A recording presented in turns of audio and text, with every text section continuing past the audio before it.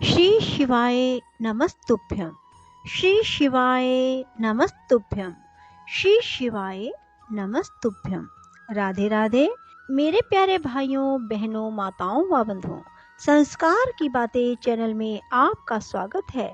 बंधुओं, आज मैं आपको अपनी वीडियो में सुनाने जा रही हूँ महाशिवरात्रि व्रत कथा, पूरन पूजा विधि और महाशिवरात्रि का महत्व क्या है। बंधुओं, यदि आपने YouTube चैनल संस्कार की बातें अब तक सब्सक्राइब नहीं किया तो जरूर करें और बेल आइकन दबाना ना भूलें। बोलो शिव शंकर भोलेनाथ की जय, माँ पार्वती की जय। बंधुओं, फागुन मास के कृष्ण पक्ष की चतुर्दशी तिथि को हर साल महाशिवरात्रि का पर्व मनाया जाता है। इस दिन भगवान शिव के साथ शिव परिवार की पूजा की जाती है। बंधुओं, इस बार महाशिवरात्रि पर्व 18 फरवरी को मनाया जा रहा है। बंधुओं, इस दिन भगवान शिव और माँ पार्वती की उनके पुत्रों सहित पूजा की जाती है। इस दिन विधि पूर्वक भगवान शिव और उनके परिवार की पूजा करने से सभी प्रकार की मनोकामनाएं पूर्ण होती है। बंधुओं, जो कोई भी जिस कामना से इस व्रत को करता है, पूजा करता है, भगवान शिव उनके मनोरथ शीघ्र अतिशीघ्र पूरे कर देते हैं। बंधुओं, इस दिन महाशिवरात्रि के व्रत का विशेष पुण्य माना जाता है। बंधुओं, बोलो शिव शंकर भोलेनाथ की जय। महाशिवरात्रि व्रत कथा। एक बार एक शिकारी था, उसका नाम चित्रभानु था। चित्रभानु को साहूकार ने बंदी बना लिया, क्योंकि वह उस साहूकार का कर्जदार था। कर्ज न दे पाने की स्थिति में साहूकार ने उसे एक शिव मठ में बंदी बनाया। संयोग से जिस दिन से बंदी बनाया उस दिन महाशिवरात्रि थी। साहूकार ने इस दिन अपने घर में पूजा का आयोजन किया। पूजा के बाद कथा का पाठ किया गया। शिकारी भी पूजा और कथा में बताई गई बातों को ध्यान से सुनता रहा। शिकारी ने साहूकार से ऋण चुकाने का वादा किया। पूजा कार्यक्रम समाप्त होने के बाद साहूकार ने शिकारी को अपने पास बुलाया और उससे अगले दिन ऋण चुकाने की बात कही। इस पर शिकारी ने वचन दिया। साहूकार ने उसे मुक्त कर दिया। शिकारी जंगल में शिकार के लिए गया।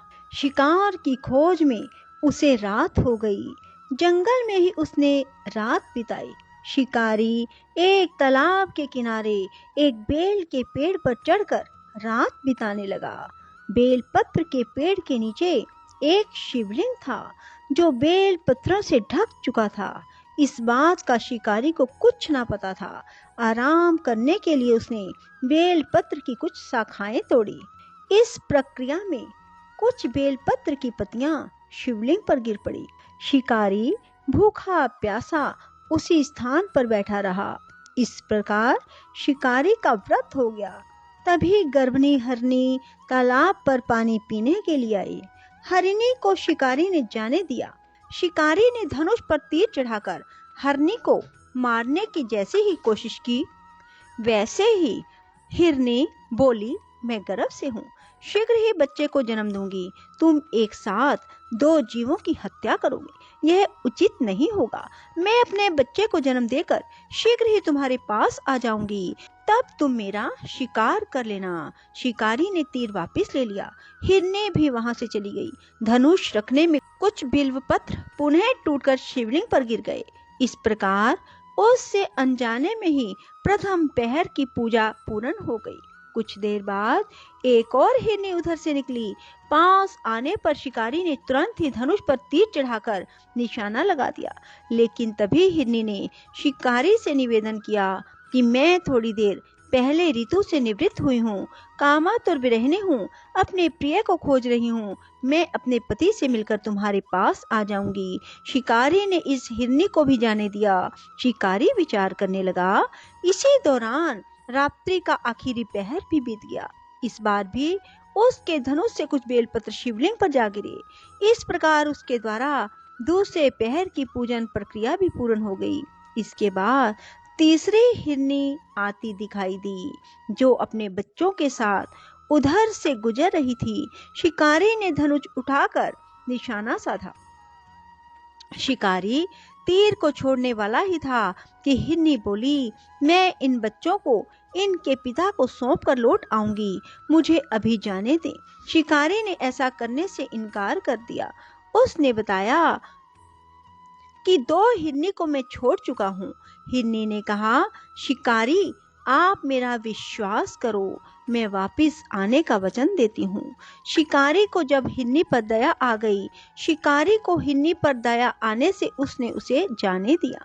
उधर भूखा प्यासा शिकारी अनजाने में बेल की पत्तियां तोड़कर शिवलिंग पर चढ़ाता रहा। सुबह की पहली किरण निकली तो उसे एक मृग दिखाई दिया। शिकारी ने खुश होकर अपना तीर धनुष पर चढ़ा लिया। तभी मृग ने दुखी होकर शिकारी से कहा, यदि तुमने मुझसे पूर्व आने वाली 3 हिरनियों और बच्चों को मार डाला है तो मुझे भी मार डालो, देर ना करो, क्योंकि मैं ये दुख सहन नहीं कर सकता हूँ। मैं उन हिरनियों का पति हूँ। यदि तुमने उन्हें जीवन दान दिया है तो मुझे भी दो, मैं अपने परिवार से मिलकर वापस आ जाऊंगा। शिकारी ने उसे भी जाने दिया। सूर्य पूरी तरह से निकल आया था और सुबह हो चुकी थी। शिकारी से अनजाने में ही व्रत, रात्रि जागरण, सभी पहर की पूजा, शिवलिंग पर बेल पत्र चढ़ाने की प्रक्रिया पूरी हो चुकी थी। भगवान शिव की कृपा से उसे इसका फल तुरंत प्राप्त हुआ। भगवान शिव की कृपा से शिकारी का हृदय बदल गया। शिकारी का मन निर्मल हो गया। कुछ देर बाद ही शिकारी के सामने संपूर्ण मृग परिवार आ पहुंचा ताकि शिकारी उनका शिकार कर सके, लेकिन शिकारी ने ऐसा ना किया और सभी को जाने दिया। महाशिवरात्रि के दिन शिकारी द्वारा पूजन की विधि पूर्ण करने के कारण उसे मोक्ष प्राप्त हुआ। शिकारी की मृत्यु होने पर यमदूत उसे लेने आए तो शिव गणों ने उन्हें वापस भेज दिया। शिवगण शिकारी को लेकर शिवलोक आ गए। भगवान शिव की कृपा से ही अपने इस जन्म में राजा चित्रभानु स्वयं के पिछले जन्म को याद रख पाए और महाशिवरात्रि के महत्व को जानकर उनका अगला जन्म में भी पालन कर पाए। बोलो शिव शंकर भोलेनाथ की जय। बंधुओं, इस कथा से ज्ञात होता है कि अनजाने में ही शिकारी ने भगवान शिव की पूजा कर ली और उसे क्या प्राप्त हुआ। तो हम सब इस बात को जानते हैं कि महाशिवरात्रि के दिन भगवान शिव की पूजा अर्चना कैसे करें तो हमें क्या प्राप्त होगा। बंधुओं, इसलिए सभी महाशिवरात्रि की रात्रि में भी सभी पहरों का पूजन करें ताकि भगवान शिव आपके सभी मनोरथ पूर्ण करें। बोलो शिव शंकर भोलेनाथ की जय। माँ पार्वती की जय। ॐ त्र्यम्बकं यजामहे सुगन्धिं पुष्टिवर्धनम् उर्वारुकमिव बन्धनात् मृत्योर्मुक्ष्यमामृतात्। ॐ त्र्यम्बकं यजामहे सुगन्धिं पुष्टिवर्धनम् उर्वारुकमिव बन्धनात् मृत्योर्मुक्ष्यमामृतात्। ॐ त्र्यम्बकं यजामहे सुगन्धिं पुष्टिवर्धनम् उर्वारुकमिव बन्धनात् मृत्योर्मुक्ष्यमामृतात्।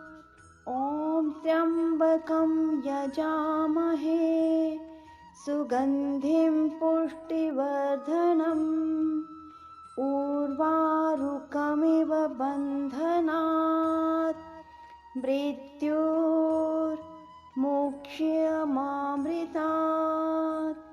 ॐ त्र्यम्बकं यजामहे सुगन्धिं पुष्टिवर्धनम् उर्वारुकमिव बन्धनात् मृत्योर्मुक्षयमामृतात्। ॐ त्र्यम्बकं यजामहे सुगन्धिं पुष्टिवर्धनम् उर्वारुकमिव बन्धनात्। मृत्योर्मुक्षयमामृतात्। ॐ त्र्यम्बकं यजामहे सुगन्धिं पुष्टिवर्धनम् उर्वारुकमिव बन्धनात्। मृत्योर्मुक्षयमामृतात्।